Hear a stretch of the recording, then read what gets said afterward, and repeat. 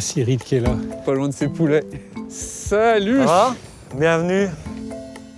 Alors là, on est vers les poulets. Ça, c'est un lot de 500. Donc, c'est le lot qui est prévu à peu près pour Pâques. Poulet de Bresse, c'est 4 mois d'élevage. Donc, c'est pour ça qu'il faut vraiment anticiper les besoins du consommateur. Il y a un minimum de mètres carrés par volaille?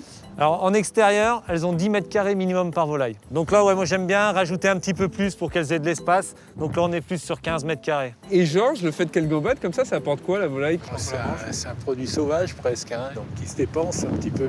C'est pour ça que ça allonge un petit peu la durée d'élevage. Hein. Ouais, il y a beaucoup de vent là, tu pourrais pas nous mettre à l'abri? Ouais, on va aller voir. Une petite tradition bressane, donc on va aller se mettre au chaud. Allez, c'est parti. Bon, je vais vous faire voir la tradition bressane, le roulage de la volaille. Et ça sert à quoi, là, cette technique de roulage, Cyril? Alors ça, on pourrait dire que c'est l'ancêtre du sous-vide. Mettre la volaille dans cette toile végétale, ça va permettre d'expulser l'air de la volaille. Avec cette technique, on peut garder la volaille plus de 3 semaines. Deuxième objectif à ça aussi au roulage, c'est ce gras qui va pénétrer la chair. Et là, on aura une jutosité qui sera exceptionnelle. C'est une méthode ancienne, ça? C'est, ouais, depuis... La nuit des temps. Voilà.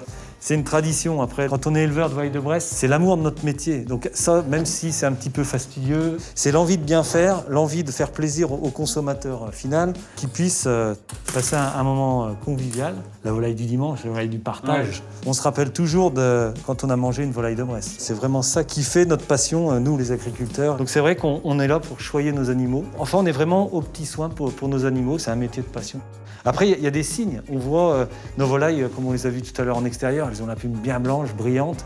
Ça, c'est un signe qu'elles sont en forme, qu'elles sont heureuses. C'est une volaille qui est heureuse. Et ces volailles, Georges, on peut, en tant que consommateur, quand on n'est pas restaurateur, on peut les retrouver où? Sur les marchés. Le principal pour être sûr d'avoir une volaille de Bresse, c'est vraiment la bague au nom de l'éleveur, le scellé tricolore avec la provenance de l'abattage et l'étiquette bleu, blanc, rouge. C'est vraiment la traçabilité et on est sur le produit de qualité. Alors là, c'est l'épreuve de force. Vous en pensez quoi, vous, ça, du bio? Bio ou pas bio, moi je suis pas difficile, hein, je me suis toujours contenté du meilleur. D'accord. C'est pas trop cher de consommer agriculture française? Alors non, enfin nous, on a la volaille de Bresse, c'est sûr, donc c'est la volaille d'exception. On est sur 850 000 poulets mis en place, donc c'est pas avec ça qu'on va nourrir la France quand même.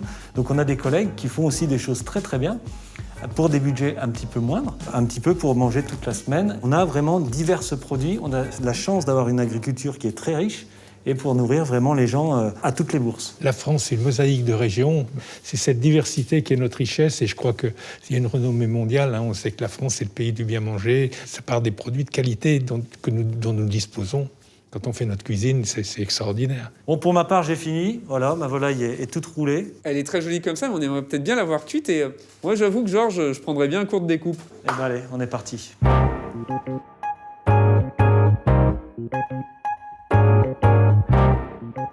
Georges, Greg, je vous ai invité à découper un petit poulet. Voilà cette emblématique volaille de Bresse, là, qui a été rôtie dans les règles de l'art. À quoi on voit qu'un poulet est bien rôti, Georges? Il est uniformément doré. Normalement, quand on le met dans le four, si on le fait rôtir, il n'y a pas besoin de mettre de corps gras. C'est un peu la spécificité de ce poulet. Là, on parle de volaille de Bresse, mais c'est important, la territorialité. Il y a vraiment des spécificités à l'agriculture locale? Ah oui, oui. Le département de l'Ain, on a une tradition de maïs. Donc c'est pour ça que la volaille de Bresse est nourrie au bon maïs du département.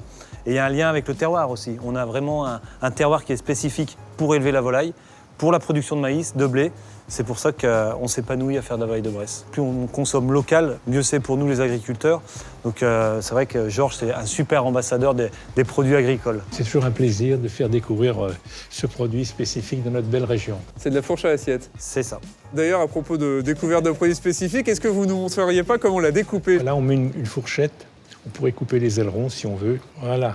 Ah, il a été cuit comme il faut. Voilà, on a déjà une belle cuisse. Mais c'est vrai que moi, quand je fais une volaille de Bresse, je rajoute jamais de beurre dessus. Hein. En fait, les volailles sont finies en épinette. Okay. En fait, c'est l'affinage. Elles sont là, elles se reposent tranquillement.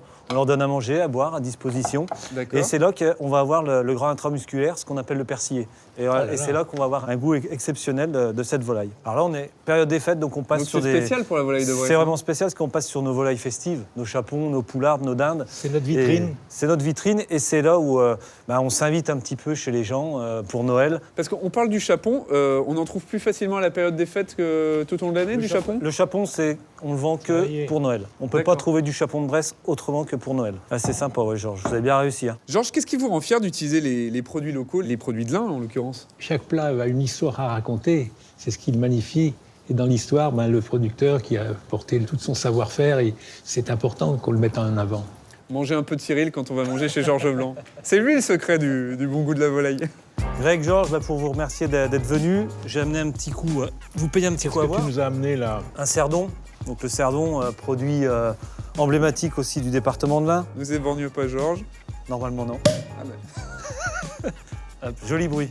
Elle est à la santé de la Bresse, hein, Santé, et dans ce qu'elle a de mieux. santé. Bon alors les gars, est-ce qu'on s'est tout dit là sur cette volaille de Bresse? Je crois qu'on s'est tout dit. ouais. Eh ben, bravo.